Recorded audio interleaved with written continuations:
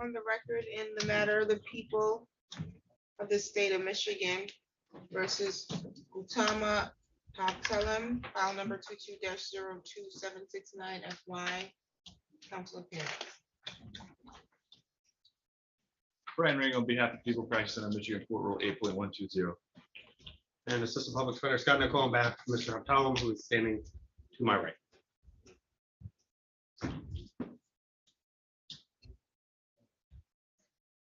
Okay. Date and time set for a preliminary examination. My understanding is there's a request to adjourn. Yes, Mr. Haptalum has a probation violation sentencing next week in Clinton County. He would like to get that resolved first, and then he would be entering a plea in this case, and we'd ask that this matter be adjourned and the case be reset for a plea hearing in a couple of weeks.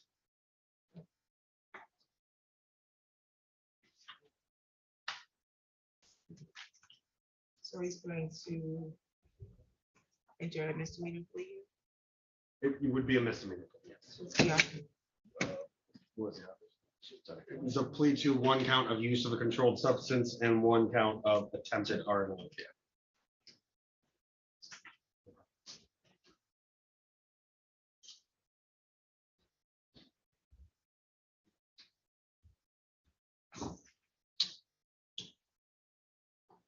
I just need to- we can do November 22nd. November 22nd at 9:30 work. That would work. That's our misdemeanor docket. Yes. We will set it for a plea for that date.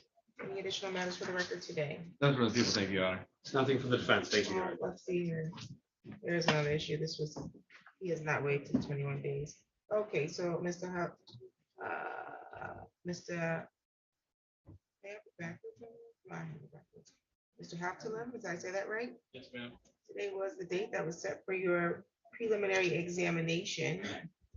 You have the right to have a preliminary examination within 21 days of your arraignment. But due to your pending matter in Clinton County and your interest into entering a misdemeanor plea set now for November 22nd, the court's going to find good cause to adjourn the timeline so that we can let you resolve your matter in Clinton County. You'll have more time to think about this plea offer. And should you not want to enter a plea at that time, you don't have to, you still can request your exam, okay? And that at that point, we would have to reset it for an exam date. But I'm going to note here that the court is finding good cause. Do you have any questions today? No, ma'am.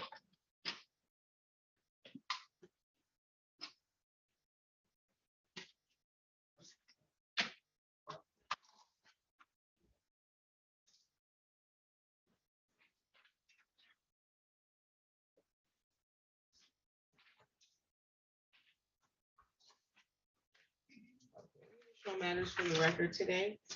That's for the people. Thank you, Your Honor. Nothing from the defense, Your Honor. Thank you. Okay, you're all set, sir.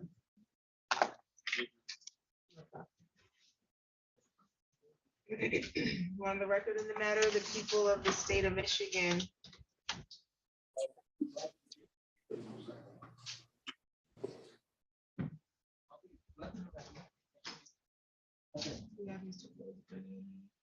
Your Honor. Oh, he's okay. Versus Comonte Clay, file number is 22-02326 FY. Council appearance. Brian Ring on behalf of the people.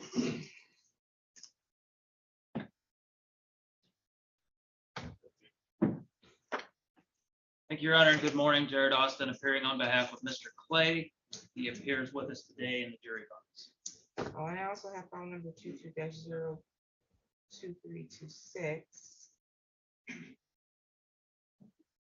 Are we running a hearing on one of these? I believe one is a dismissal, the other is going to be a waiver. Fleeing and eluding file is going to be a waiver. Circuit court. And I do have the knowledge here, that's for 2326, if people are moving to dismiss because necessary witnesses have failed to appear, is that correct? That is correct, Your Honor. That's my understanding as well, Your Honor.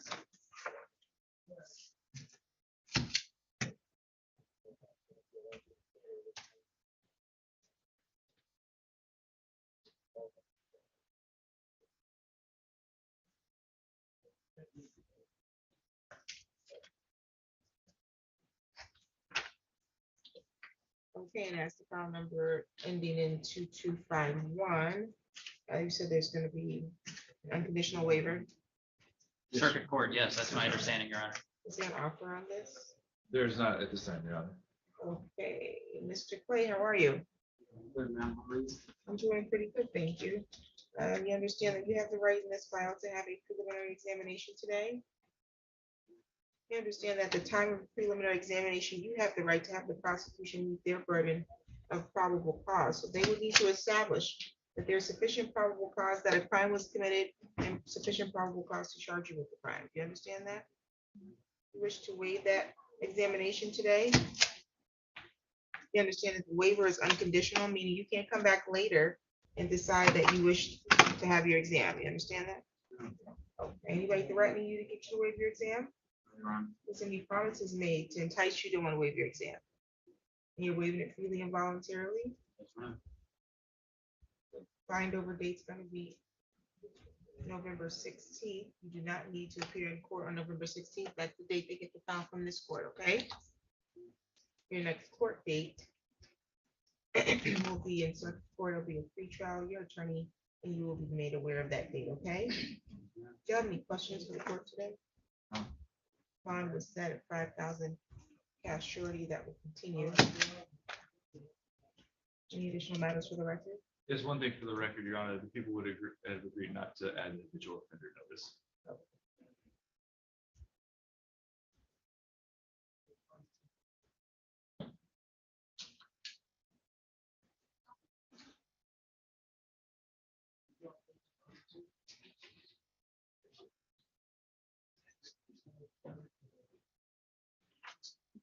Any additional matters for the defense? Nothing further on behalf of Mr. Clay, Your Honor. Thank you. We have this signed, please.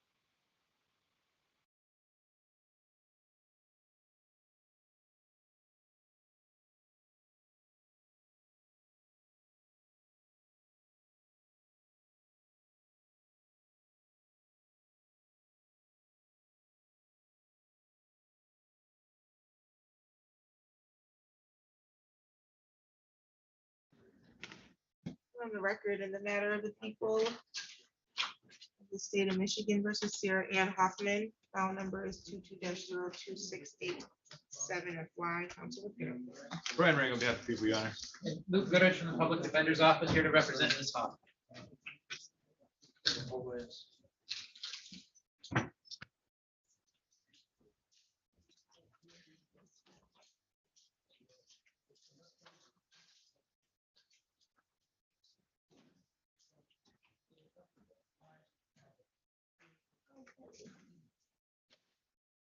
Take the date and time that is set for a preliminary examination. Ms. Hoffman, I understand that there's going to be a waiver of the timeline on this. That's correct, Your Honor. Why is that? Your Honor, the people will be seeking an adjournment because the necessary witness is not here. I did have good contact with him yesterday. He did not receive a subpoena. However, he was out of town today and could not make it. Your Honor, they did have one witness to begin the exam, but we were choosing to have it all run in the same day.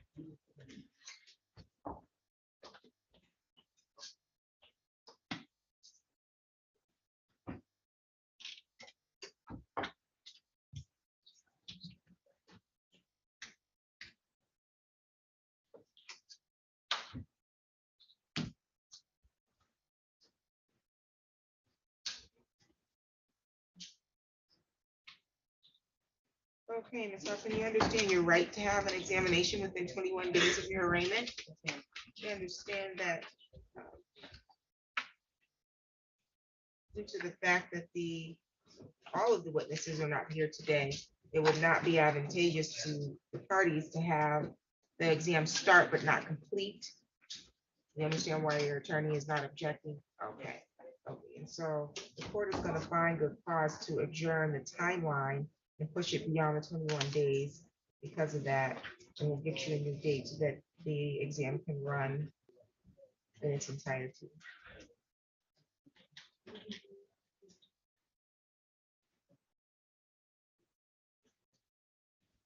December 2nd at 9 a.m.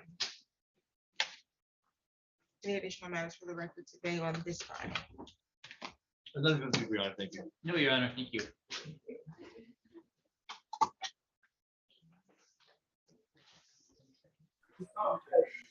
We're gonna give her a copy of the notice. Okay, well, just. That way I have it another one, just so I don't forget. Sounds You good. never know. Okay, and you stay right there, Ms. Hoffman. We're on the record in the matter of Kira Timmons versus Sarah Hoffman. File number is 21-01676 GCB. Ms. Hoffman. This is a civil matter that we have a bench warrant on for Judge Ward's court. Right? Because you failed to appear. You were supposed to be in before the court October 22nd, 2021. Failed to appear. They set it for a show cause, and you did not appear for the show cause on December 6th, 2021. And so they canceled, looks like they canceled the warrant because you were in custody that. You were not in custody earlier this year? Oh, yeah, I'm sorry. My bad. Right, missing something here.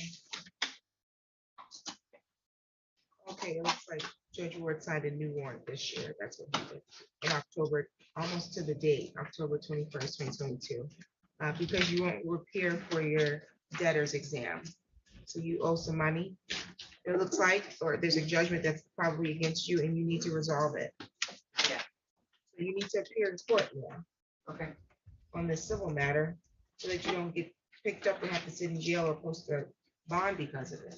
okay. You're appearing for your criminal matters, so I don't know why you wouldn't. appear It for was, civil. it was, last year was a big, I was having a bunch of issues with family and stuff, so that's why I didn't make it to that, but, like I said, had I known about this, I'd have been here, like I promised you I'd be here for the other one, I've been here, so definitely don't wanna miss that.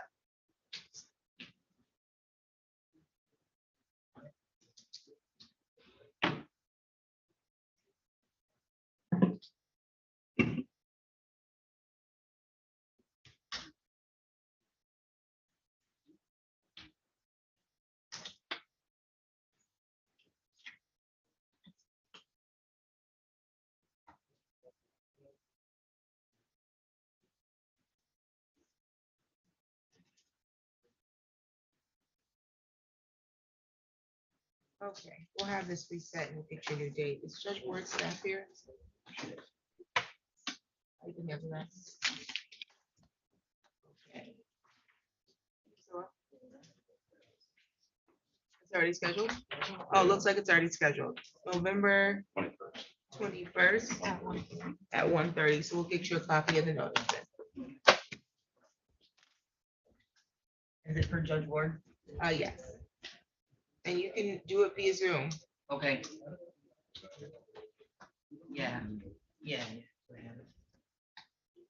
Wait for her notice for that. Okay, thank you. We'll get you a notice for that. Do you have any questions today, ma'am? Nope, thank you. No problem. We'll see you next time. Okay.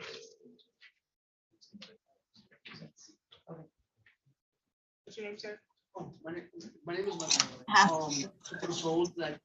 It's Michael what? Michael Miller, Oh, okay. because, I have a $90 bill that's owed for a Bridge of Peace. And I was just trying to I was wondering if I can get an extension on that.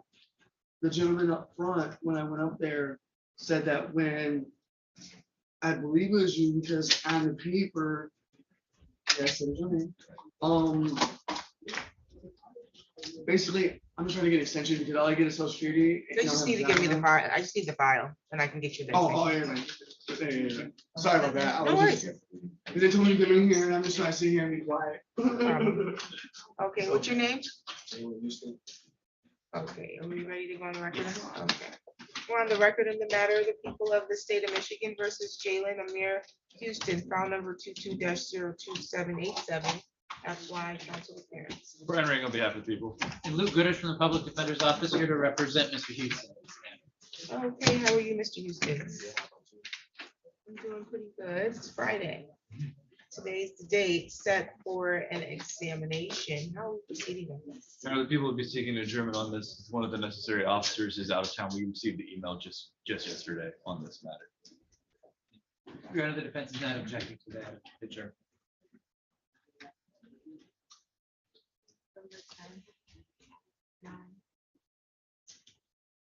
November 10th at 9 a.m. However, today was the date that was scheduled for your examination. You have the right to have your exam within 21 days of that date, of your arraignment date, which was back on the 17th of October. And so because of the officer's inability to be here, I'm going to find good cause to go beyond the 21-day timeline and reset it for this new date of November 10th, okay? Do you have any questions today, sir? You're following your curfew like you're supposed to be? Okay. Is that your mom? That's my grandma. Your grandma, move over so I can see her face. Want to see your eyes. Is he following his curfew? Okay, very good, very good. Is he giving you a hard time? No. Oh, okay, good. All right. We'll see you on November 10th and any additional matters for the record. Those are the people, Your Honor. Thank you. No, Your Honor, thank you. Thank you. Thank you. Have a good one.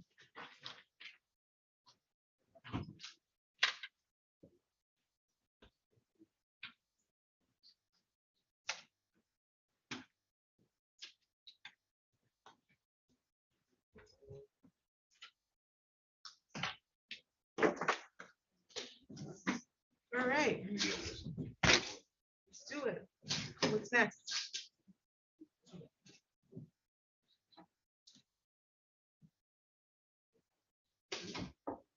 Have we seen Daquan at all? Mr. Van Henderson? Yes. Yes, Your Honor, he's in the hallway. Shall I have him come in? Sure. Are we running? I'm ready. I mean, I'm ready. 'Cause 10 o'clock, it was supposed to be at 9, so everyone's gotta be ready on this one, ready or not. I'm not in a rush yet. Which one? Bates? Yep, are we running? Yeah. We are running? Yes. Oh, sounds good. And he's. I guess it doesn't sound like we're running. So. We're on the record in the matter of the people of the state of Michigan versus DeQuante Faint Henderson. File number 22-02805 FY council appearance. Brian Ring on behalf of the people. Morning, Your Honor, Jared Austin appearing on behalf of Mr. Van Henderson. He is present standing to my right. Okay, and how are you, Mr. Faint Henderson? I'm good. How about yourself? I'm doing well, thank you for asking. Today's the date set for preliminary examination. How are we proceeding? From my understanding, Mr. Van Henderson is to run his exam. Okay, we ready to proceed? I am, Your Honor. I just sent a message to my officers. They should be coming upstairs right now. Okay, which officers are up here? Do we have Mr. Palmer's officers up here yet? Mr. Palmer's victims are, No, no officers on his one. there's one officer and then a victim, and they're out there, the officers in the library. The officers on Mr. Van Henderson's, yeah, are coming up right this second. Okay, well, we can have a seat, get ready to roll.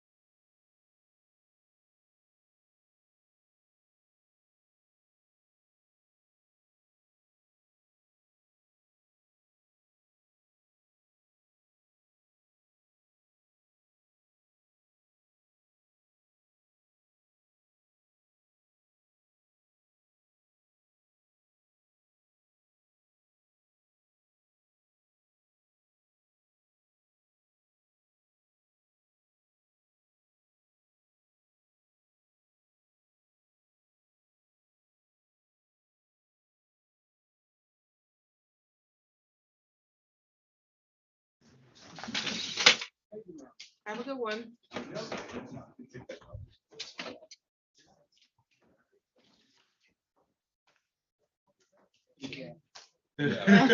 Oh, gosh. Something else. Lay out the monsters. My word, help us.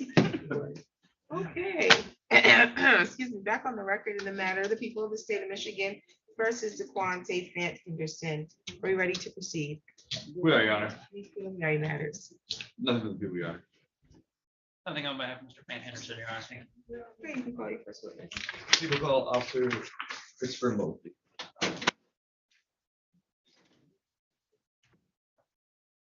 Do you solemnly swear or affirm the testimony you're going to give is the truth and the whole truth under penalty of perjury? I swear.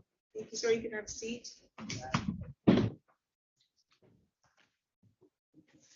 If you can state your first and last name and spell both of them, please. Christopher Mosby, CHRISTOPHERMOSBY.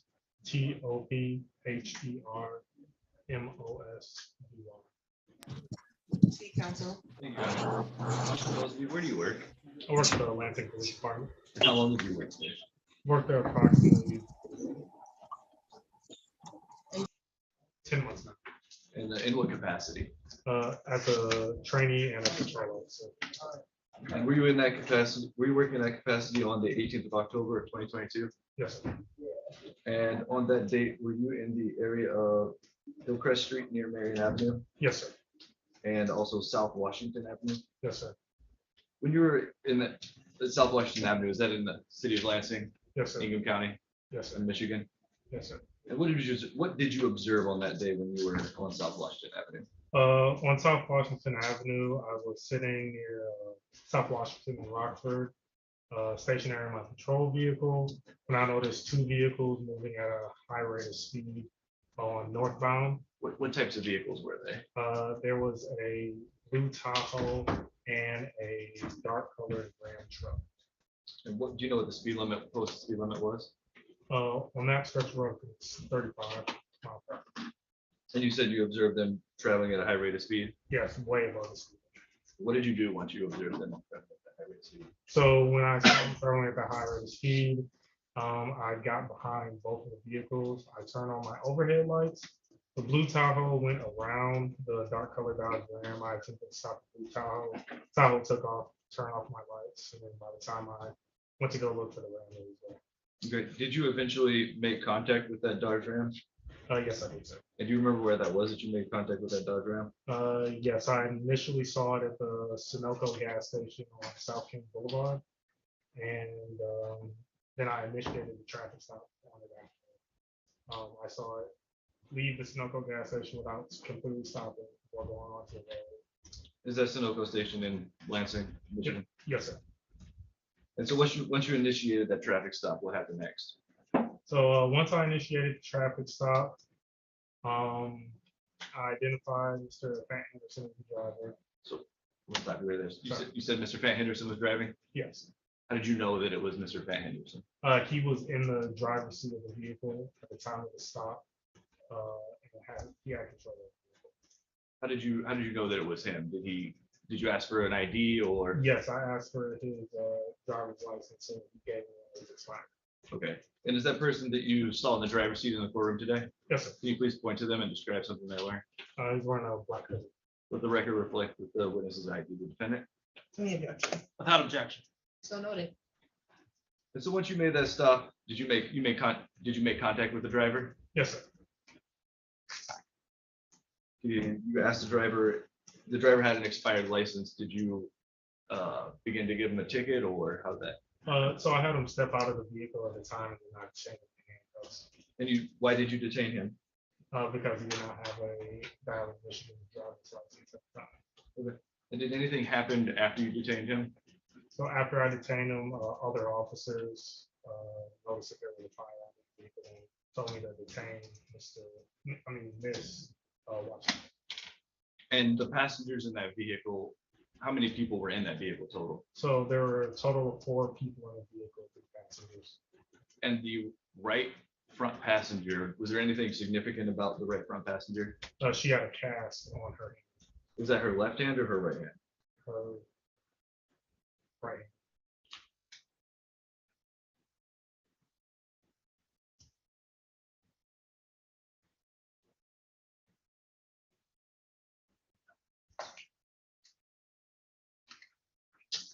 Nothing further this time around. Thank you. Sure, thank you. Morning, officer. Morning, sir. So. Did you ever ascertain who the vehicle was registered to? Yes, sir. And it was not registered to Mr. Van Henderson, is that correct? No, sir. I believe you stated there was a total of 4 people in the vehicle, is that right? Yes, sir. And Mr. Van Henderson was cooperative with you in your interactions, would that be a fair statement? For the most part. He answered your questions? Yes, sir. He provided you with his identification when you asked him to? Yes, sir. And did you ever personally see any firearms in the vehicle? Yes, I did, sir. Did you have any other involvement involving that firearm, either in the retrieval of it or the securing of it or anything like that? Yes, sir. Which of those did you partake in? So after other officers saw it, I took pictures of it, and then I recovered the firearm and tagged it.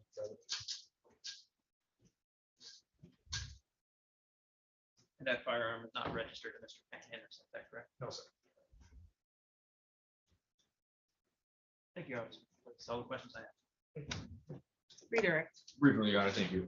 You said you took photos of that firearm, is that correct? Yes, sir. Your Honor, may I approach? Okay. I'm showing what's been marked People's Proposed Exhibit 1 and 2. You just take a look at those real quick for me. Okay. Officer Mosby, are those the pictures that you took on that day? Yes, sir. Do those fairly and accurately represent what you saw on that day? Yes, sir. Does it fairly and accurately represent the location of the weapon on that day? Yes, sir. Your Honor, people move to admit People's Proposed Exhibit 1 and 2 Any objection? and publish. Without objection, Your Honor. Equals 1 and 2 are admitted. Thank you. So, Officer Mosby, you saw that pistol in the center console, is that correct? Which was published. Sorry. Where did you see that? Where did you see that pistol when you were taking pictures? It was between the driver's seat and the center console. Okay. Nothing further, thank you, Your Honor. May this witness be excused? Yes, Your Honor. May be excused. Thank you. Yeah. You can call your next witness. The people call Officer Alexis Robinson.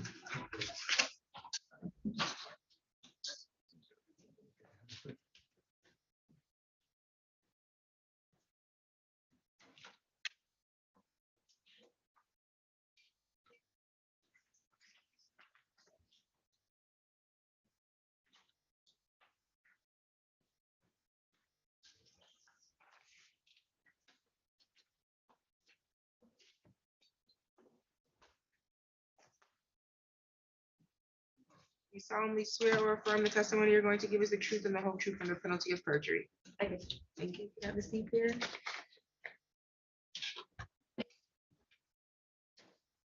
State your first and last name, Ms. Spelling both. Alexis Robertson, Alexis, Robertson, Robertson. Proceed. Thank you.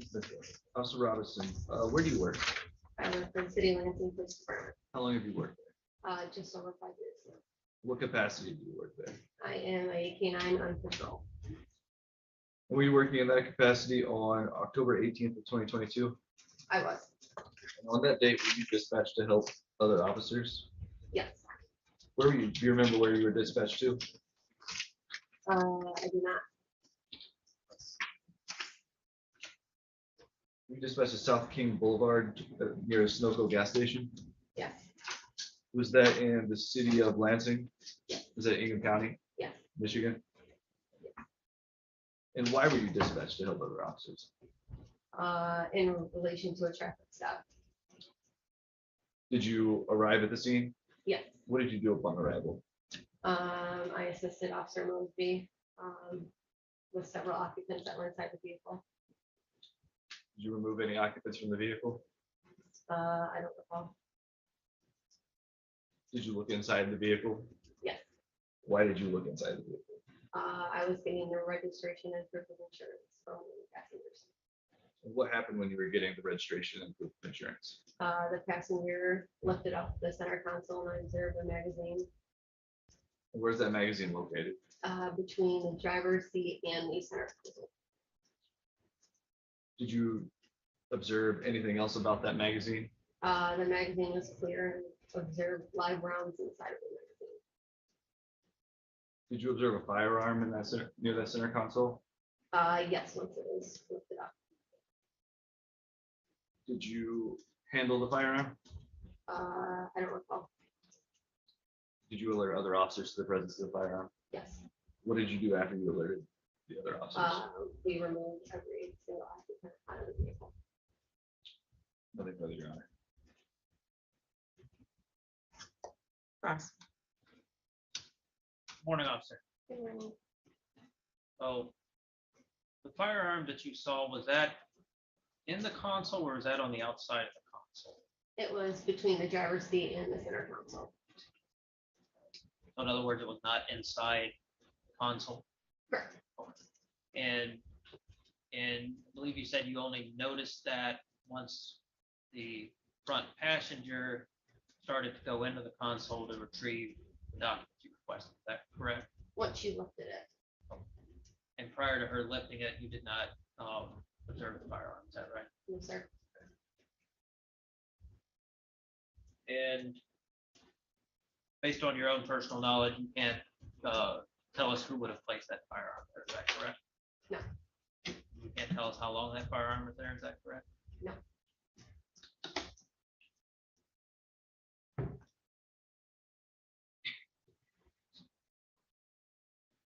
And there were a total of 4 people in the vehicle. Is that right? Correct.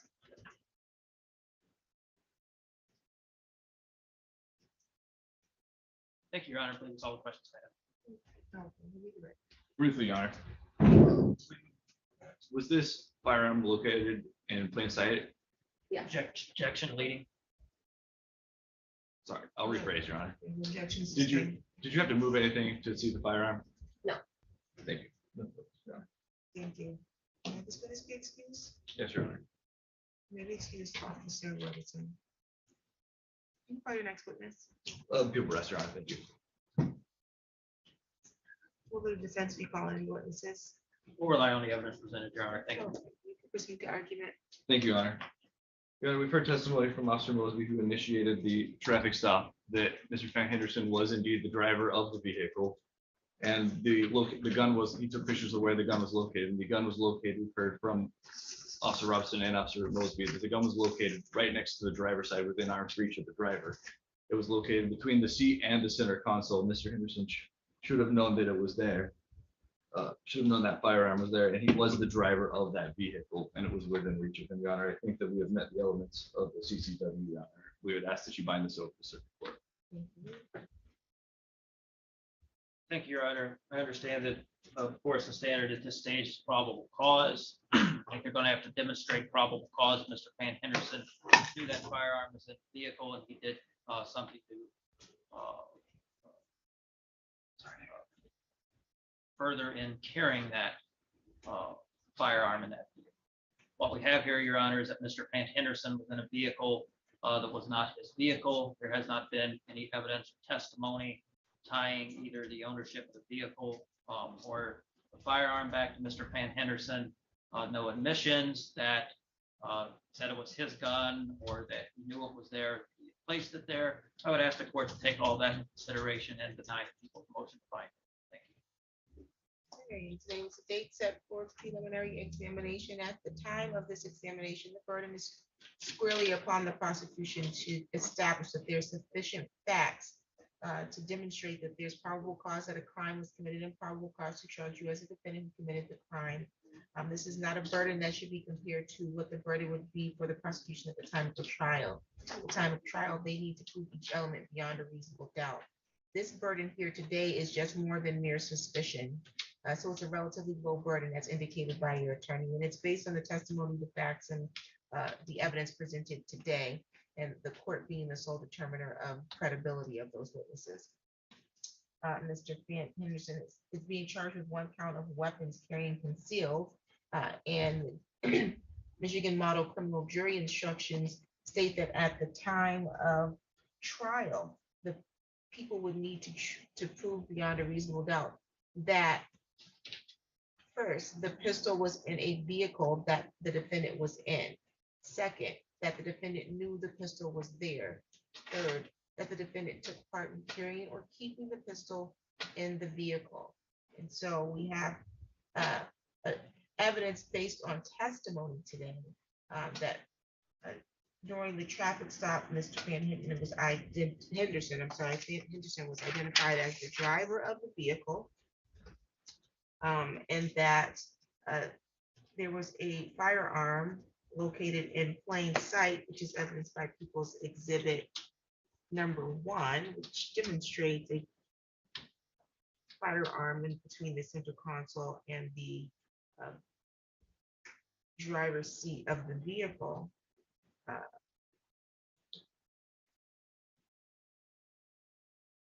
As to whether or not there's probable cause that the defendant knew that there was a probable cause as the first element, which is the pistol being in the vehicle that the defendant was in, there's sufficient probable cause as to that for sure. A second, the question is whether or not the defendant knew the pistol was in the vehicle based on the plain sight of the firearm, where the firearm was located in close proximity to where the defendant was driving. And it's located in the center console, which is closest to the driver's side and not closest to the passenger side. The court believes there's probable cause to believe that Mr. Henderson knew that there was a pistol in the vehicle. Third, the question is whether or not the defendant took part in carrying or keeping the pistol in the vehicle. The defense has argued that there has been no evidence tying ownership of the vehicle or of the firearm to Mr. Henderson, but that's not an element that needs to be met. The firearm was located in plain sight. He was the operator of the motor vehicle at the time of the traffic stop, and notably, the front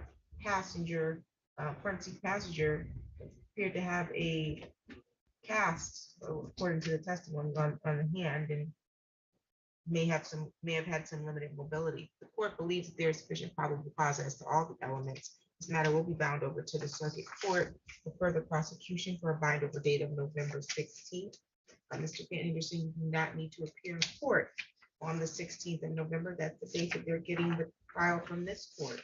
They'll set your next court date. It'll be a pre-trial, and you and your attorney will be made aware of that court date, okay? Do you have any questions today? No.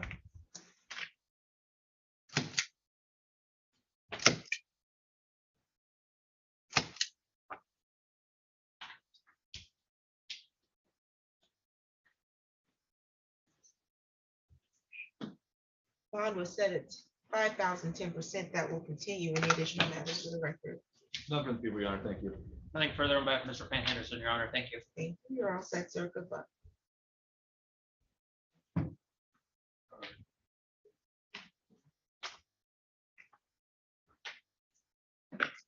Here's your exhibits, and are we ready on Mr. Collins' matter? And Ms. Robinson, there was someone online, but they're not there anymore. Did you have them log off? I'm sorry, Judge? I thought you had someone that was online, but they're not on there anymore. Oh, they must have got disconnected. They were on there. I told them they'd be on. I guess I kept calling it. No, I need.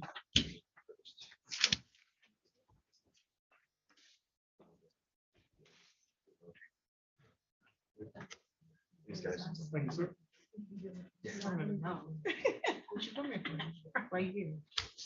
I was like, okay, read your report. And then she made it. He said the thing counts. Right, it was good. I'm like, Did you see the? A break in there? yeah. Yeah, I'm like, okay. Hey, come on, read your reports, guys. Okay, I don't know. I don't know what to tell people. Mr. Sarks, you're here for Mr. Morris, correct? That's correct, Your Honor. We're waiting on Mr. Pfeiffer's finishing up a prelim with. Mr. Pfeiffer's on that one?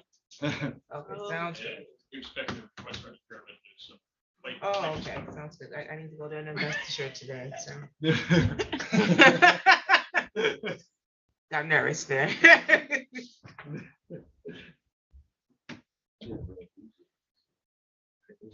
Accident. You happy you broke it? Just trying to get my computer. You're breaking the courtroom? Yes.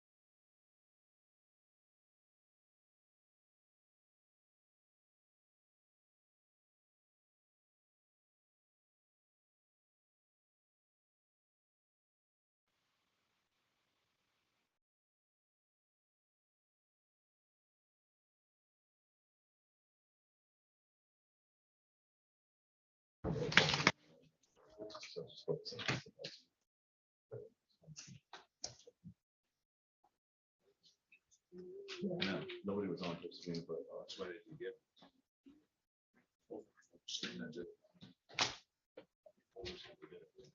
Okay.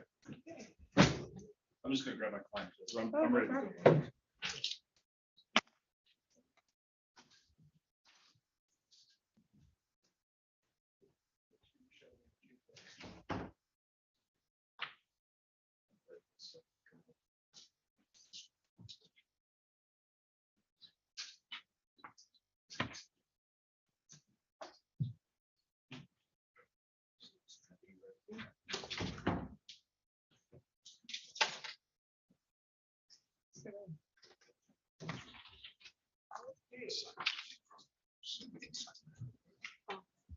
Well, the record in the matter of the people of the state of Michigan versus Michael Pates. The file number is 22-02788 FY. Can I have your appearances for the record, counsel? Brian Ring on behalf of the people. Thank you, Your Honor. Robert Palmer, the Public Defender's Office, on behalf of Mr. Pates, the gentleman who's to my right. How are you, Mr. Pates? Okay, today's the date that's set for preliminary examination. Are we ready to proceed? We are, Your Honor. Yes, Your Honor. Any preliminary matters? Nothing from the people, Your Honor. I would just simply request, it's my understanding there'd be more than one witness. I would request sequestration. Sequestration of the witnesses is ordered. How many witnesses do you have? I have potentially 3, Your Honor.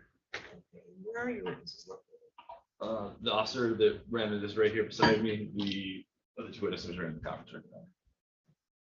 Make sure they're sequestered.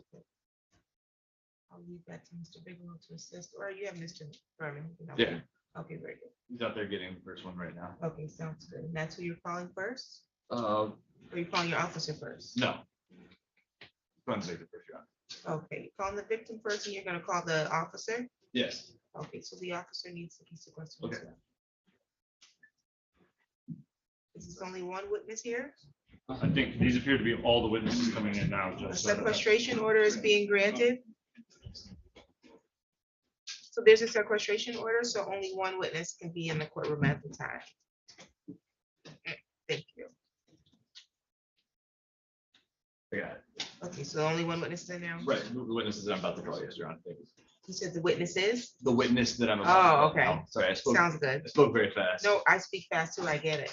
Okay, okay, okay, so you can call your first witness. Thank you. The people called Valen Pates.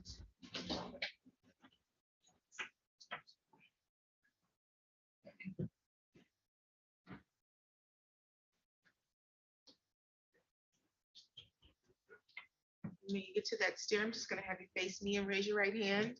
Do you solemnly swear or affirm the testimony you're going to give is the truth and the whole truth under penalty of perjury? Yes, ma'am. Thank you. You can have a seat there, ma'am.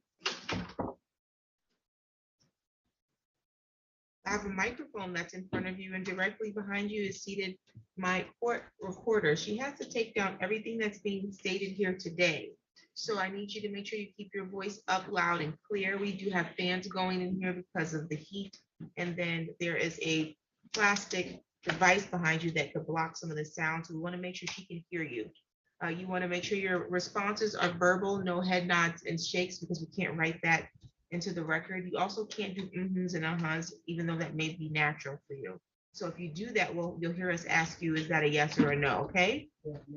And then lastly, if you see one of the attorneys jump up and say objection, you would stop responding, because I need to make a ruling on the objection, and then I can tell you if you can give that answer or not, okay? Yes, ma'am. State your first and last name, spell both of them. Felony Pates, Vallene Pates, Pates. Proceed, counsel. Ms. Bates, do you live at 4801 Richmond Street? No, Who lives there? Michael. And how do you know Michael? Michael is my ex-husband, the father of my children. How many children? 3. And were you in that 4801 Richmond Street, is that in the city of Lansing, Yes, Ingham County, yes, state of Michigan? yes, Were you there on October 16th of 2022? yes. Why were you there? Picking up my daughters, Mariana and Callie. And when you arrived, what did you do? Knock at the door, How many times did you knock? like 2 or 3. Did anybody answer the door? Yes, What happened who answered the door? Michael did.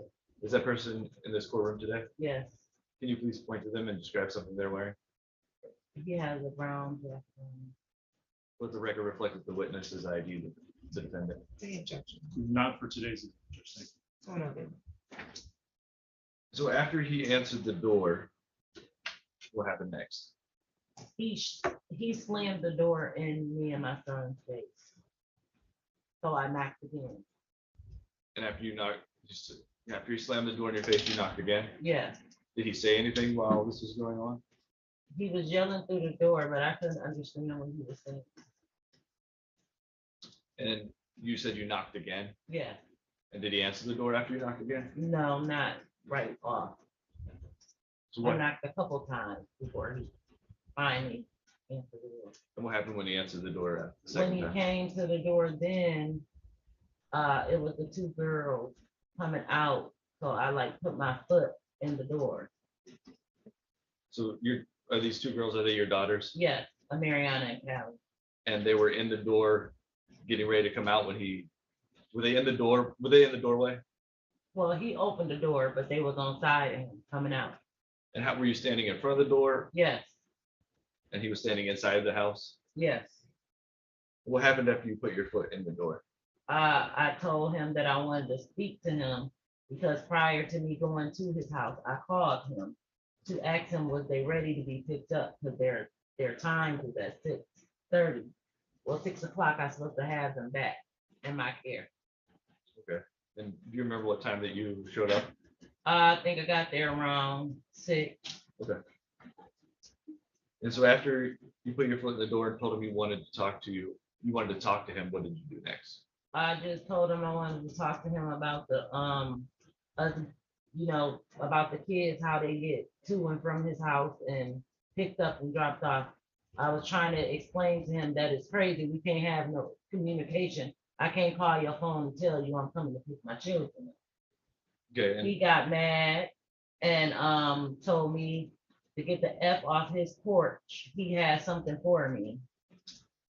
did you move off the porch? No, I stayed right there and Tayshawn walked in the house. And who is Tayshawn? My son. Was he outside this? We was right in, it's difficult because we was right in the doorway of his house. Did Tayshawn come with you or was he already there? He was with me. Okay. And so he said he had something for you. Yes, and he ran towards the back. After he ran toward the back, did you follow him? No, I stayed right where I was. So he ran towards the back and got his gun and came back yelling and waving it and pushing it in my side. He was pushing on me. I'm gonna slow it down a little bit. So he came back from behind the house with a gun. Yeah, Did he, can you describe the gun? I just seen them with the gun and I felt it in my side. I didn't really see, I seen the handle. I didn't see the gun physically, like the barrel or none of that. You know what color it was? I believe that the end of the gun was black. And so you said he was waving it around. Yeah, Did he point it at you? he was pointing at me and my son. Did he say anything when he was pointing it at I'll you? blow your motherfucking brains out, what he kept saying. And how did you feel at that time?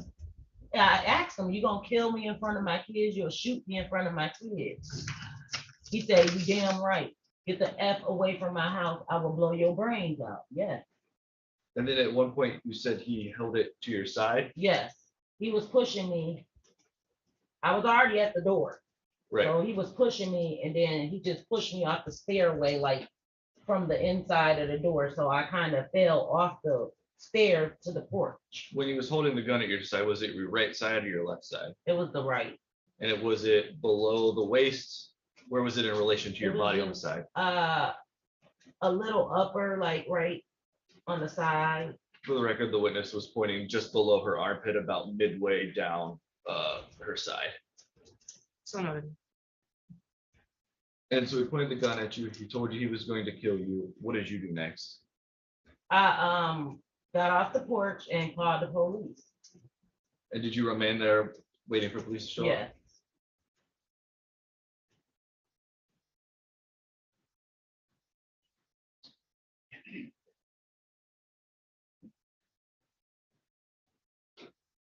You said he shoved you off the porch too? Yes. Was that with one hand or two hands?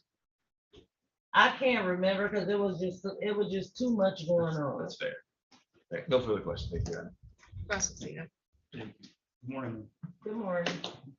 You indicated that you originally went to this house to pick up your children. Is that right? Yes, That's in that house being 4801 Richmond Street. yes, Was there, now you indicated that you used to be married to my client, correct?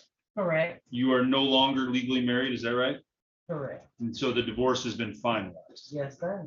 Is there a, to the best of your knowledge, is there a parenting time order or a custody order that dictates when each of you have the children? Yes, All right. Does that order, again, to the best of your knowledge, does that order give a specific date and time on which you should be picking up children? yes.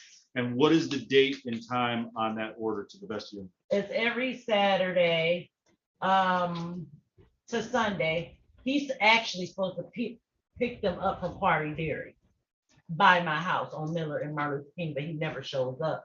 He'll come to my house or either I'll go to his house to drop the kids off. Okay, does it have a specific time on it? 5:30. We've been doing 5:30. I want to say it's 5:30 to Saturday to Sunday, 6 o'clock. 6 o'clock. All right. Now, I want to ask you, have you, at any point while the two of you were married, did you ever personally reside at 4801 Richmond?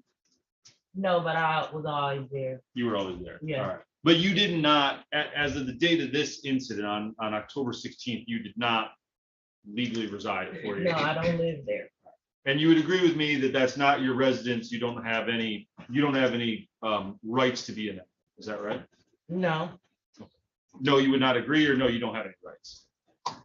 I don't live there. So why I don't go over. Okay, okay, I get it. I'm just asking the questions.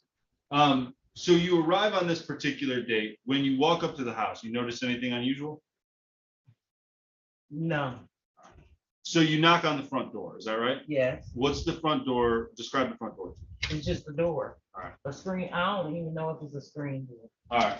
You knock on the front door, and at some point, Mr. Pates answers the door, correct? Yes, And when he answers the door, there's an altercation or some sort of verbal back and forth between you and him about the two daughters being picked up. yes, And your indication is that, or your testimony is that he then slams the door in your face. yes, And he retreats back inside to go get the two daughters. Is that right?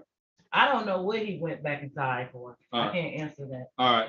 But at some point, he opens that door again, correct? Yes, Do you know approximately how long it is between the time he originally slammed the door in your face and the time he opens the door again? I believe we waited like 4 or 5 minutes before they came out the door. 4 or 5 minutes. During this time, did you walk around? Did you leave the Yeah, front porch? I did. All right, and where did you go? I walked, because I thought I heard somebody coming outside.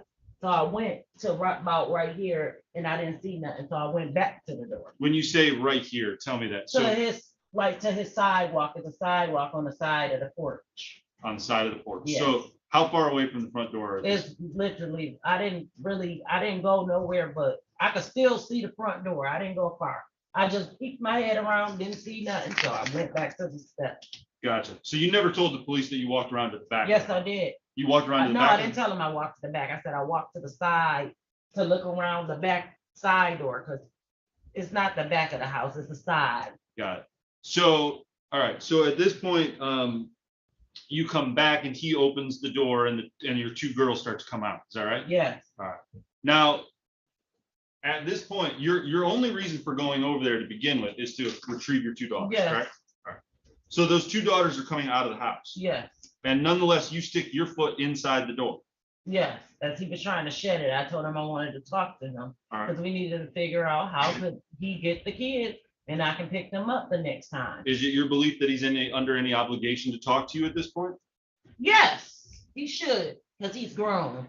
He should, because A he's grown grown. person should be able to talk. All right.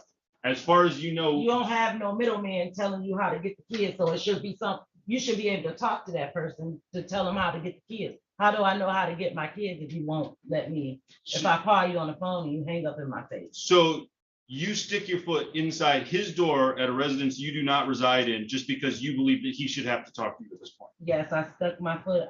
I didn't stick my feet in the door. I stopped the door from closing in my face. I never stuck my foot in the door. But that's not what you told the police, right? You I told them you didn't. stuck your foot inside the door to prevent the door from closing. No, I didn't tell the police that. I stuck my foot at the door to stop it from closing in my face. Yes, I Alright. did. So I guess I'm nitpicking here, but would you Pick not how have to you stick want your, to. I can would, do Whoa, whoa, ma'am. would you not have to stick your foot at least some way inside the door jamb to prevent that door from No, closing? you don't.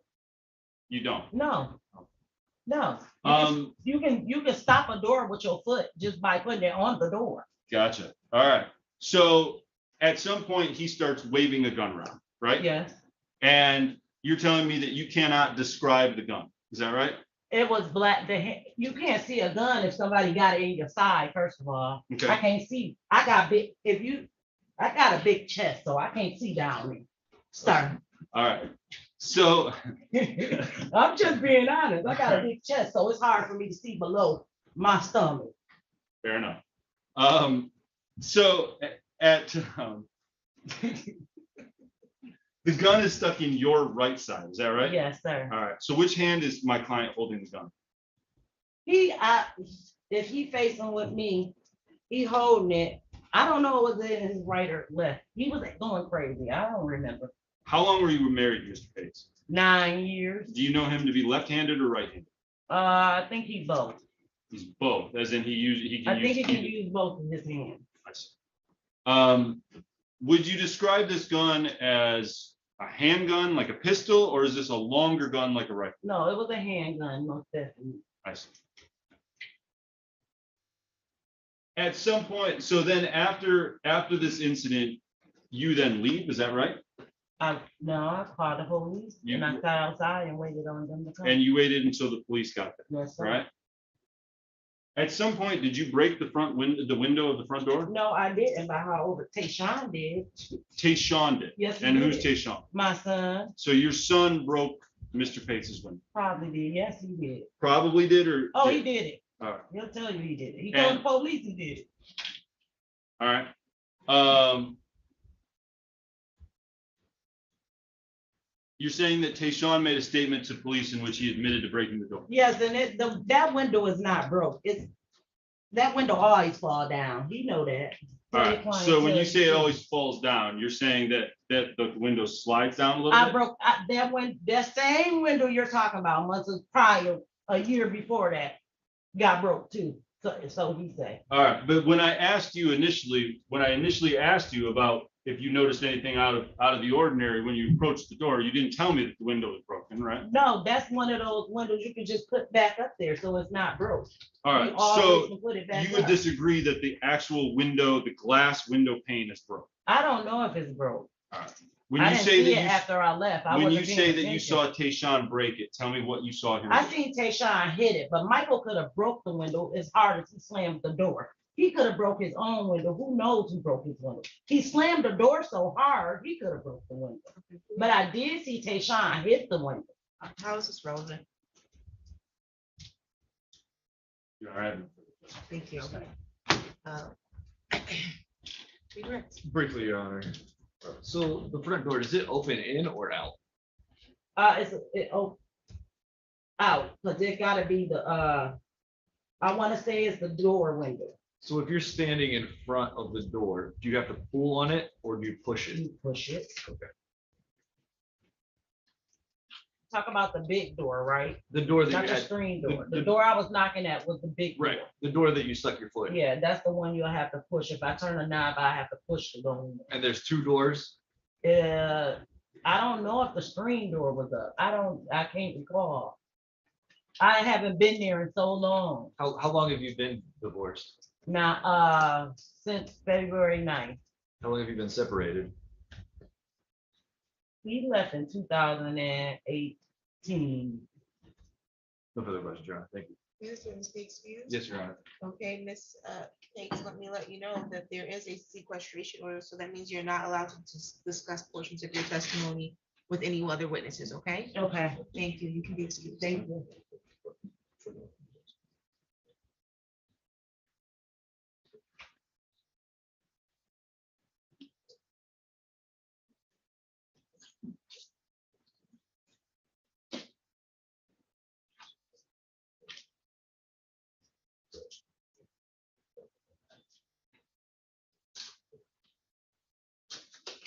Call your next witness. Yes, Your Honor. People call Tayshaun Bates.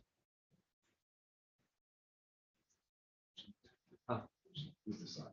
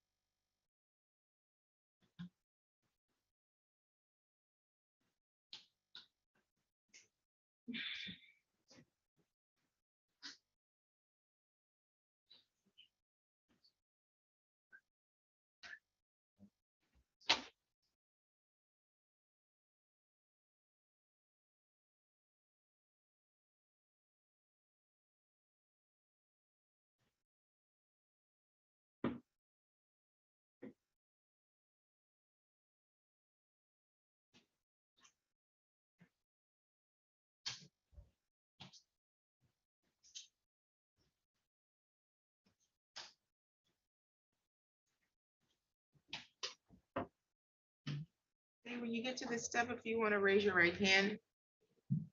Do you solemnly swear or affirm the testimony you're going to give is the truth and the whole truth under penalty of perjury? Yes. Okay, you can have a seat there, sir. So there's a microphone that's in front of you, and this young lady behind you is my court reporter. She has to take down everything that's being stated here today. So all of your responses need to be verbal. They have to be loud and clear, so you can't do head nods, head shakes, mhm, uh-huhs. You have to give yes or no answers, okay? I need you to also keep your voice up, even if you feel like you're using your outside voice. I need you to speak up loud and clear because we need to be able to hear you over these and over the fans, okay? If there's an objection by either of the attorneys, you'll stop speaking and you'll let me respond to the objection and tell you if you can give that answer, okay? Yes. Okay, please state your first and last name and spell both of them. Tayshaun Bates. Spell both of them, please. So what? Spell them, those names. TAYSHAWBATES. Can you speak a little louder for us? TAYSHAWBATES. You can proceed, counsel. Thank you. Is it okay if I call you Tayshaun? Mhm. Good, Tayshaun, on October 16th of 2022, did you go to 4801 Richmond Street? Yes, sir. Is that in the city of Lansing Mhm. in Ingham County? State of Michigan. Yeah, And who did you go there with? my mom. You know why you were going there? Yeah, they go pick up my siblings. When you got there, what happened? We got there and knocked on the door to get my sisters, and he shut the door on us and said that they was coming. And my mom tried to talk to him, but he kept on kicking the door on us and shutting it. And then I'm gonna slow down. I gotta break this up with question and answer. So I'm gonna break it up a little bit. I'm gonna interrupt, right? So he slammed the door in your guys' face. yeah, And where were you standing when this was happening? I was right in front. Were you on how were you standing in relation to your mom? And by your mom is your mom, Side to side. and your mom is Valid Pace. Yes. And were you on her right side or her left side? If you're facing the door. That's the side. I believe so. And after you slammed the door in your face, what happened next? Then my mom thought that she heard the side door, so she went to the side door to see what was coming out that way. But they wasn't, so she came back to the front and knocked again, and he let them out halfway. And then she was trying to ask him a question and shut the door on her again. So you shut the door in her face again after were your siblings out of the door or in the door when you shut this time? They was out the door. Okay. And so we shut the door in your guys' face again? Yeah. And what happened after that? And then he knocked at the door again. And he was like, I got something for y'all. And ran to the back and grabbed the gun. Did he come back with the gun? Yeah, Did you see the gun? yeah. What color was it? Don't remember if I remember seeing it in the host. Okay. And you know if this was a handgun or a Yeah, it was rifle? a handgun. And was he holding it when he came back? Yeah. Do you remember which hand he was holding it in? Uh-uh. And what did he do once he came back with the gun? He said he was gonna shoot my mom. Did he point it at her? Yeah, her side. Did he point it at you? No. And how did you feel when he pointed the gun at your mom? I wasn't know what happened to her. After he pointed the gun at your mom and said he was gonna shoot her, what happened next? Then we just left. Well, we went to the car and called the police. Nothing further on. That's exam. Morning, Tayshawn. Good morning. You indicated that on this particular date, you went over to the house, to your dad's house with your mom to pick up your sisters. Is that right? Yes, sir. And you knocked on the door at this point, or your mom did? Yeah. And you're standing right next to her as this happens. Is that right? Yes, sir. And the gentleman seated over here, this is your dad? Yes. So your dad opens the door, right? Yes, sir. And Well, there's, not all the way. He like cracked it, so only you can see. okay, so he cracks open the door, but there's some sort of brief conversation, and I'm not asking you what was said, but there's some conversation between your dad and your mom at this point. No, I said that we just here to get the girl. He slammed the door back in our face. And we knocked again. They come, they getting this stuff. And then, so then he shuts the door a second time, is that right? Yeah, And so then at this point, your mom, I think you said, and you tell me if I'm wrong, all right? You said your mom walks around to the side door. yes, sir. And she was going over there, at least as far as you could tell, to see if your sisters were coming out that side door. Yes, sir. But then she comes back. Yeah, And then the door opens a third time. Is that right? yes, sir. And when that door opens the third time, your two sisters come out. Yes, sir. And so then was there some point where you saw your mother stick her foot in the door? Yeah, she was trying to ask him a question. She had her foot right here. Because we didn't know that he was gonna shut the door again. So she just had her foot right here. And he started trying to slam her foot in the door, but she had on these cowboy boots. So All right, let me slow you down here. There's just, well, Do you know what I mean by a storm door? Have you ever heard of that? No. All right. So you got the main like solid front door, right? Mhm. Big heavy door. You understand? Yes, sir. Is there another door on there or just the one door? It was just one door. Just the one door. And I want you to think about when you're standing directly in front of that door, okay? Yes, sir. If you have to open that door, does that door open by swinging back into the house? Or does that door open by swinging out onto the porch? If you understand what I'm saying. In the house. It goes into the house. Yeah. And so at this point, your dad's got the door open and you said your mom stuck her foot in there with apparently with the big heavy cowboy boot on, right? Not all the way. Like her foot was like where my foot is right now. Uh-huh. Her foot was like right here. All right. So Because Let- here's another step to get into his house.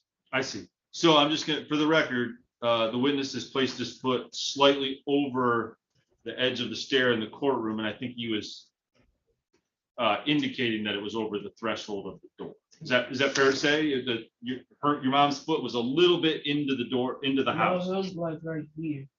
All Where right. my foot is now. But you said that it was far enough into the house that when your dad tried to close the door, your mom's foot was in the way from preventing him from being able to close the door. Is that right? No. Okay, then explain to me Because how, if her foot was in there all the way, he wouldn't be able to close the door. but it was in there.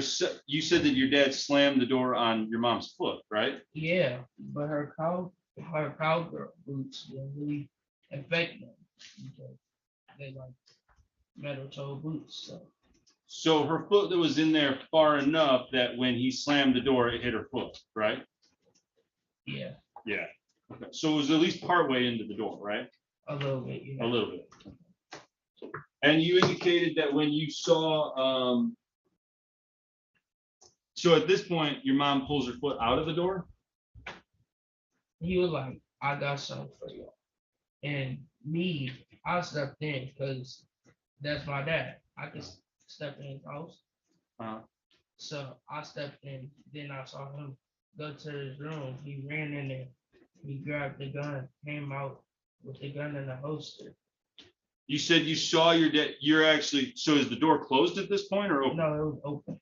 Your dad walked away and you left the door open Yes, and you're standing inside the house or outside the I house? was inside. You stepped inside the house Yes, and it's your story that you could see your dad run all the way into the bedroom. yes, You could see him while he was in the bedroom?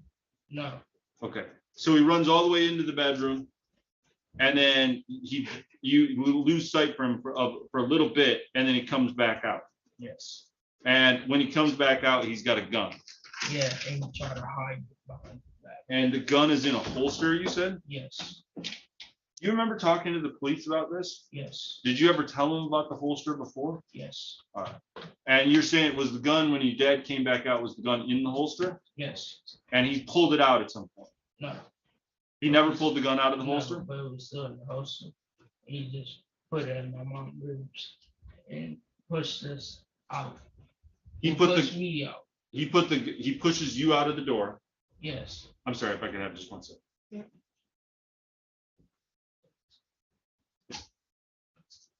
So the gun is still in the holster and he Yes. points that gun with the holster still attached to it to your mom's side. yeah. Was the gun in your dad's left hand or right hand? I don't. All right, was it up against your mom's, which side of your mom was it up against? I don't. Because I didn't see. I just saw her do this.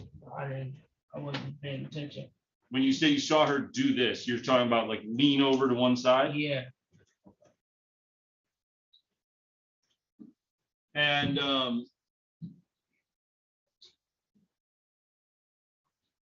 you would describe this gun was in a holster, so this was a pistol, yes, like a small gun, yes. not a long rifle, right? No, it was Any a kind? pistol. You ever seen that gun before? No. No, you never saw the gun before that day.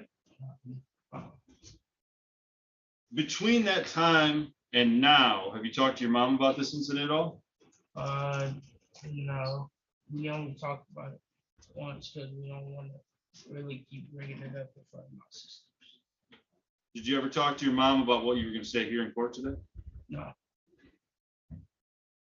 At some point, I knew we was coming to court. I just didn't know we was coming to court. I see. At some point, did you break a window that day? No, You never broke a window. no, You never told the police you broke window? no. Do you know how the front door window got broken? Probably when you slammed the door. Probably when he slammed the door. Did you Slammed see the that door like happen? 4 times. Did you see that happen? No, No, you didn't see that happen. Uh, Was the door, because When after, you say see that happen, what does that mean? I'm sorry, yeah, you're right, Judge, that was a bad question. Did you see the window of the front door break? no, Thank you, Your Honor. I have no- Okay, we did it. Briefly, Your Honor. The person that held the gun to your mom's side, are they in the courtroom today? yes, Can you please point them to describe something they're wearing? Can you describe something he's wearing, please? a brown jacket. Let the record reflect that the witness's ID the defendant. Without objection. So noted. And so when he was holding the gun to your mom's side, was he holding it to her right side or her left side? I don't know. No further questions, Your Honor. Thank you. Okay, this witness may be excused. Yes, Your Honor. Thank you. Okay, Mr. Tayshaun Page, let me let you know that there is a sequestration order. So that means that you're not allowed to discuss any portions of your testimony with any of the other witnesses, okay? Yes, ma'am. Okay, you're all set. Thank you. You can call your next witness. The people rested this time, Your Honor. Defense calling any witnesses today? The defense is not calling. You can proceed to argument. Your Honor, thank you. We've heard testimony from Ms. Bates on how she arrived at the defendant's house to pick up her kids. We heard that they have children in common, that she knocked on the door and the door slammed in her face. She knocked it, and she talked to the defendant and they began to argue. She knocked on the door slammed in her face again. They began to argue. Again, the door slammed in her face. He left and came back and said he had something for her. And when he came back with a gun. And he pointed at her and said he was gonna shoot her. He pointed it at her and said he was gonna shoot. We heard from her son, who also saw the incident, was standing right beside her the whole time, that he pointed the gun at her and that he was going to shoot her. And he stuck it in her side while he was doing this. Not only was he doing that, he was waving it around at her and threatening to shoot her. And then she left. Your Honor, I believe at this time, Your Honor, we have enough. We've met the standard of probable cause to show that there was a felonious assault occurred, that the defendant attempted to commit a battery or put her in reasonable fear of an immediate battery. He had the means to do so, as he had a gun on him at the time. And that she felt threatened by that, and that her son witnessed that as well. Thank you, Your Honor. Thank you, Your Honor. I guess I'll start by saying I certainly recognize that this is a probable cause standard. It's considerably lower than the trial court's standard. I do have significant concerns, one about the veracity of some of the witnesses' testimony today. But I also think that there is a serious question, and I recognize, again, this is more likely properly addressed at the circuit court by motion, but I do think that there is a serious concern here about self-defense and the right to a homeowner's privacy in their own home. What I mean by that, Your Honor, is that the testimony today was that Colleen Pates came over to pick up her children. There was some arguing between, even if we believe her testimony, but there was some arguing there between Mr. Pates and Mrs. Pates. But ultimately, the testimony was that she has no, by her own admission, she has no right to that home. She has no reason to be in that home. That she was there for the sole purpose of picking up her children, and that her children exited that property. After that point, Miss Pates stuck her foot in the door, prevented which she has no legal right to do, given her own admission that she has no right to that home. She indicated that she wanted to speak to my client because that's what, I think the way she said it, something to the effect of that's what grown people do. He's not under any obligation legally speaking, he's not under any obligation to speak to her at that point. He's not under any obligation to have any interaction with her other than to release the children pursuant to the custody order. She continued to press the issue by forcing herself into that house, whether that was by an inch or a foot or a mile. She does not have any legal basis to enter that home in any way. And quite frankly, this is close to a breaking and entering. She's entering another person's home without legal permission or without authority to do so.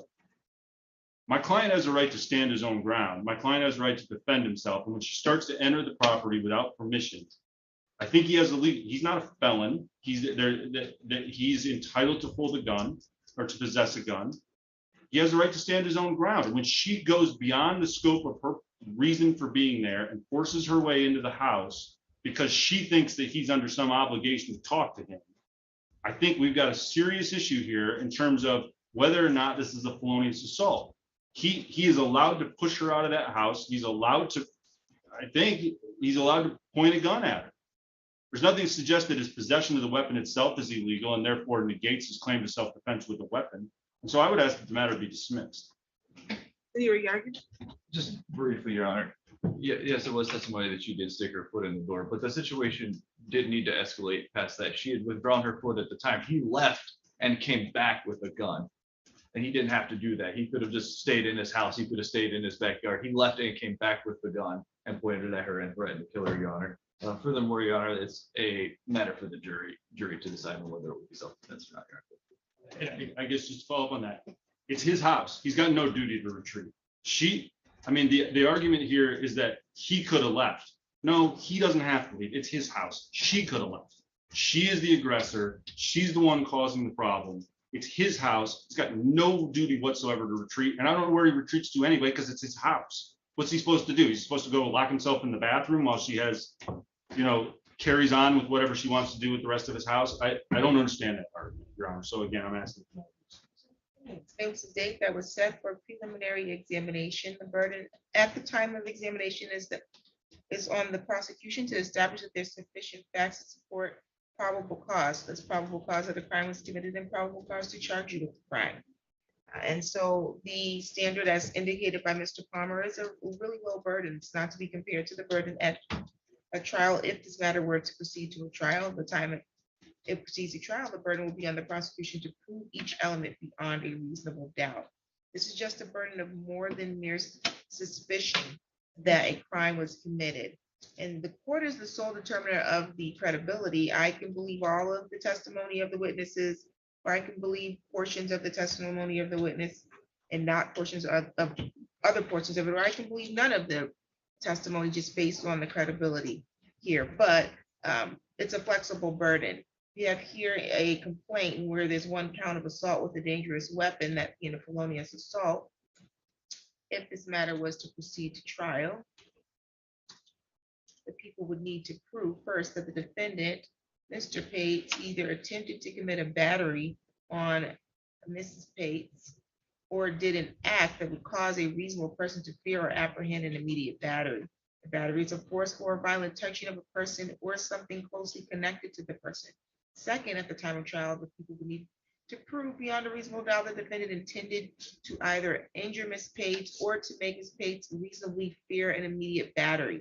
Third, that at the time the defendant had the ability to commit a battery, appeared to have the ability, or thought that he had the ability. And fourth, that the defendant committed the assault with a dangerous weapon.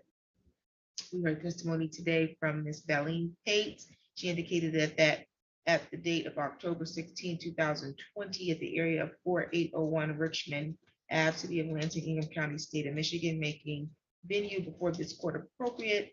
She reported to that address to pick up her children. She identified Mr. Pates as being her ex-husband, and I think she had 3 children in common. And she discussed an interaction in which she knocked on the door a couple times, was waiting for the children to come out. The door, she said, was open but closed in her face. And then it sounds like she did put her foot in the door or in the area of the door to keep the door from closing. I think that based on what I heard today, I think that there was a foot placed in the door, which is an entry, even a slight entry into the home. as a result of that, she stated that she wanted to talk to him about the transportation or pickup arrangements of the children. That the defendants got mad and said, "Get the F off my porch. I got something for you." She testified the defendant ran to the back and said he retrieved a firearm and that he placed the firearm into her side. She believed the firearm to be black in color, but she was unable to see the full firearm. She also testified that the defendant shoved her off the porch. We also heard testimony of defendant's and victim's shared son, Mr. Tayshawn Pates, who, without rehashing, I think his story very closely aligned to the story indicated or provided by Miss Pates. Same area being a little gray and fuzzy, being about whether or not the foot was placed inside the home or not. I think that there's a question of fact as to where the foot was placed, just based on the testimony, because I don't find the testimony of either as it relates to that to be credible. I do find other portions of the testimony credible, but I think that's a question for the jury as to whether or not there was an entry into the home. The other concern as stated by Mr. Palmer is whether or not if there was an entry into the home, if the defendant had a lawful duty to defend himself if use the force necessary to do so. I think that if there was an entry, there's a good argument there for some self-defense, but that's an issue that should be addressed by motion before the circuit court. And so because of that, the court is satisfied that there's sufficient facts to support probable cause as to count one, assault with a dangerous weapon, so the matter will be sent to the circuit court for further proceedings. Count two of domestic violent second offense will accompany. The bind over date will be on November 16th. Mr. Pates, you do not need to appear in court on November 16th. That's the date they'll get the file from this court, okay? Your next court date will be in circuit court. It will be a pretrial, unless, of course, Mr. Palmer files some motion before then for something else. And Mr. Palmer, and you will be made aware of your next court date, okay? Do you have any questions today, sir? I couldn't hear you, but I think you said no. No, ma'am. Okay, very good. Okay, so your bond was originally set at 7,510%. Any reason to address bond today? Nothing for the people, Your Honor. No, Your Honor, I would just ask that it continue. Bond will continue. Any additional matters for the record? Nothing for the people, thank you, Your Honor. Nothing for the- Thank you. You're all set, sir.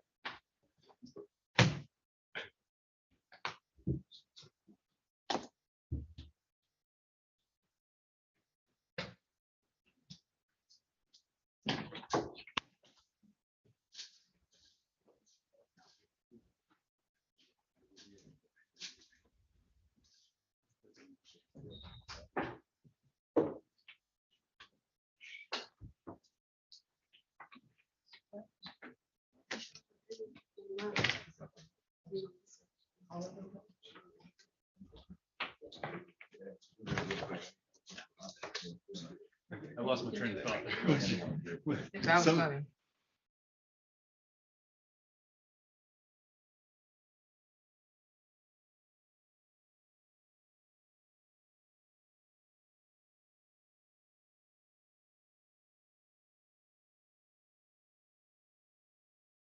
Did you find, is your client back? No, Your Honor. I called him and was unable to reach him as well. Then your client is Mr. Mitchell, Evan Mitchell.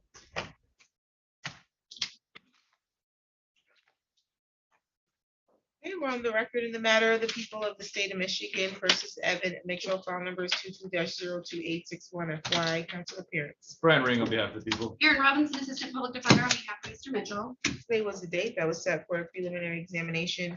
Do we have witnesses here today? You did not, Your Honor. Okay, and why did Mr. Mitchell appear via Zoom and not in person? Your Honor, when I spoke to him, he said that he was confused and he looked at the paper and he said it was, he thought it was on Zoom. I've had really a hard time, difficulty getting in touch with him and keeping in touch with him because he only has a Wi-Fi phone.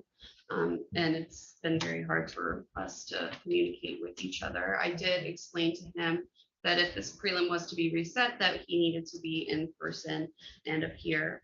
He stated he understood. My guess is that after appearing on Zoom today, there was a connection issue. And that's why he logged off. Sure, the bench warrant. Would Your Honor give a 48-hour hold? to I allow me- absolutely will. Thank you, Your Honor. Any additional matters for the record? Doesn't feel, Your Honor, thank you. No, Your Honor, thank you.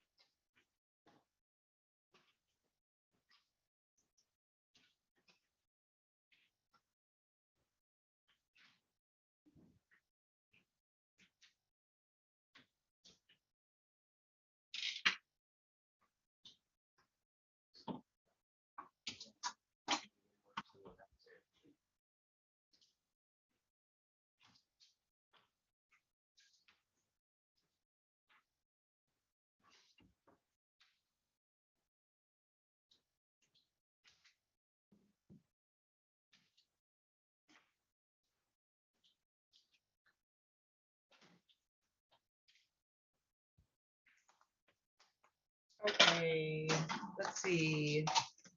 Mr. Sarts and Mr. Piper are on Morris. Will you bring them up? Yeah, please. Let's do it.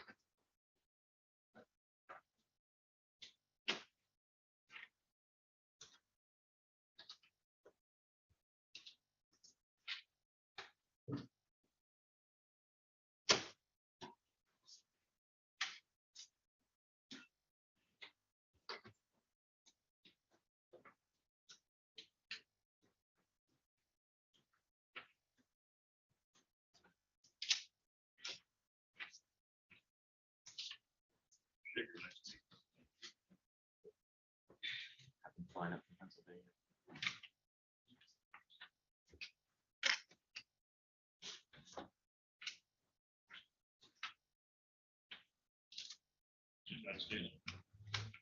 She moved down to Pennsylvania with her sister.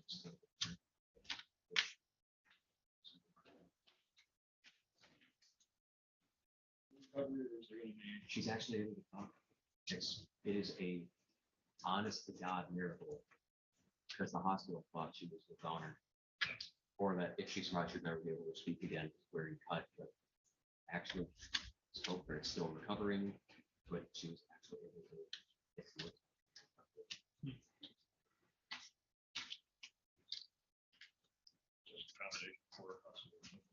By the time I talked to her today to see how the recovery's been, it's been pretty decent.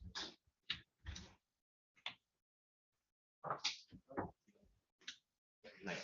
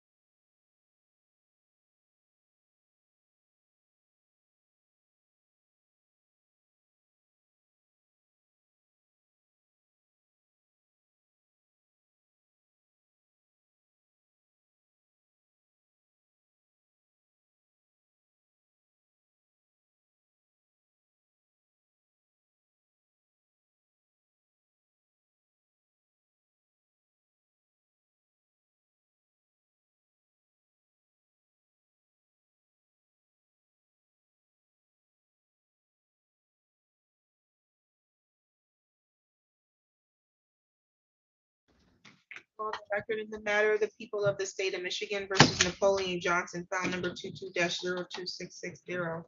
FY council appearance. Brian Ring on behalf of the people. Good morning, Your Honor. Jared Austin appearing on behalf of and in the absence of Mr. Johnson. My understanding is he is in custody and should be in the downstairs lockup. Yes, it is my understanding as well that he is in custody in the building today. However, my understanding is that people are moving to dismiss. Yes, Your Honor. That's without prejudice. Yes, Your Honor.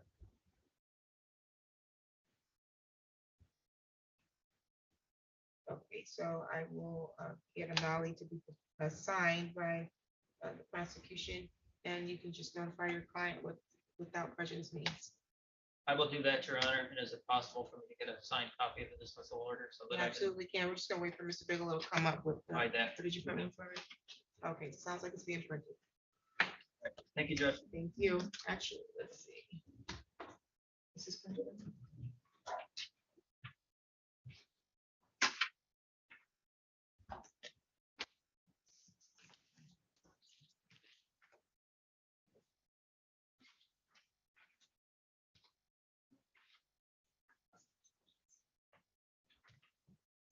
So we are-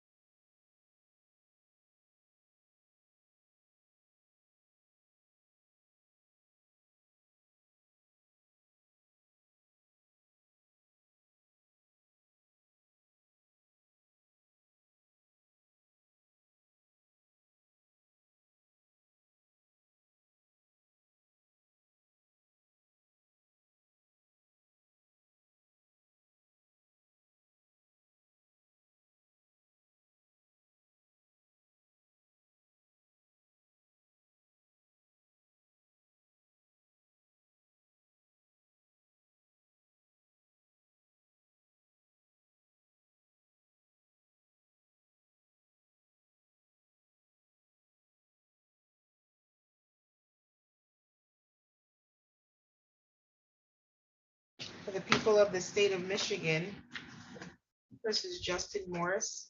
This is file number 22-02838. Council appearance.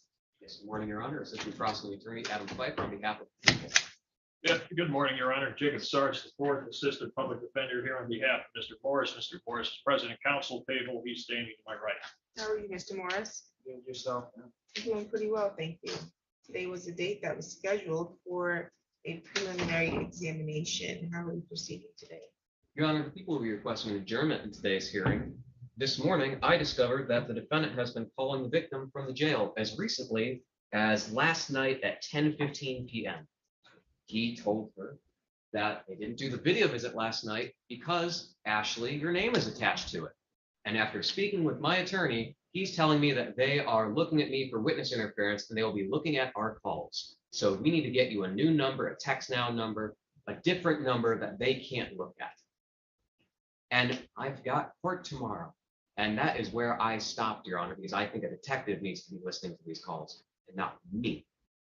Now, I showed Mr. Sartz the segment of the calls that I listened to.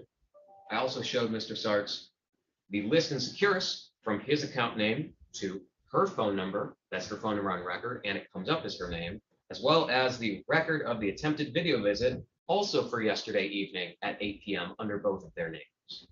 And as a result of this, Your Honor, I believe an adjournment is necessary for this to be investigated, not only to see if witness interference charges need to be added for this case, but also to assess forfeiture by wrongdoing arguments for the hearing itself and the testimony to be taken. Thank you, Your Honor. Obviously, these are just allegations at this stage. I haven't actually received the phone calls.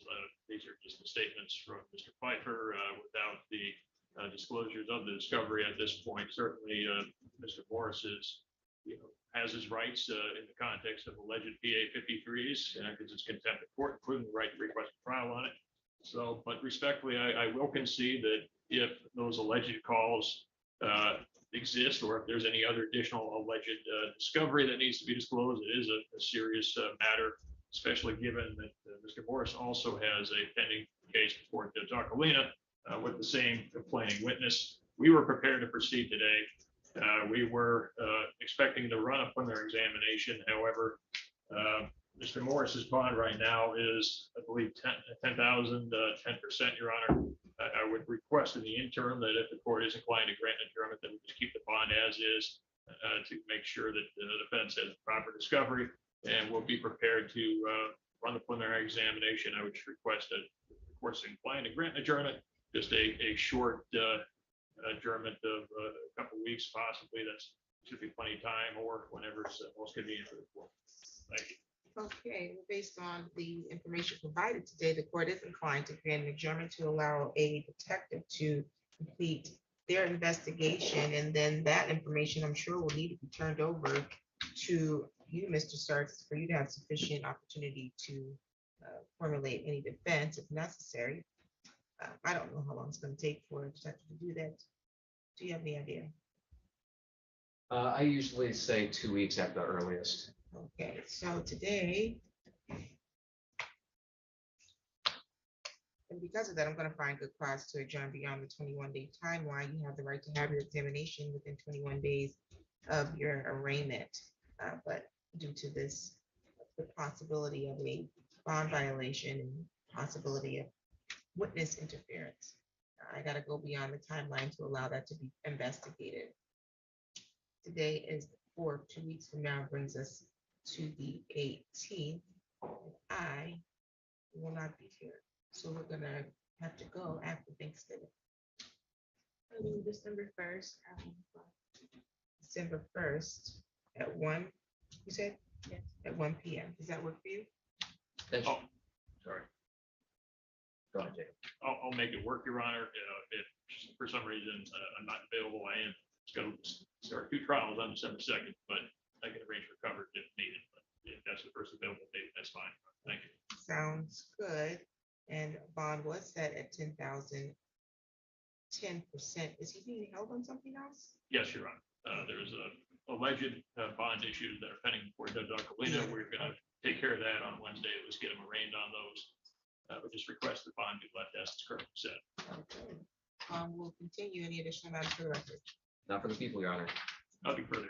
Thank you. Set.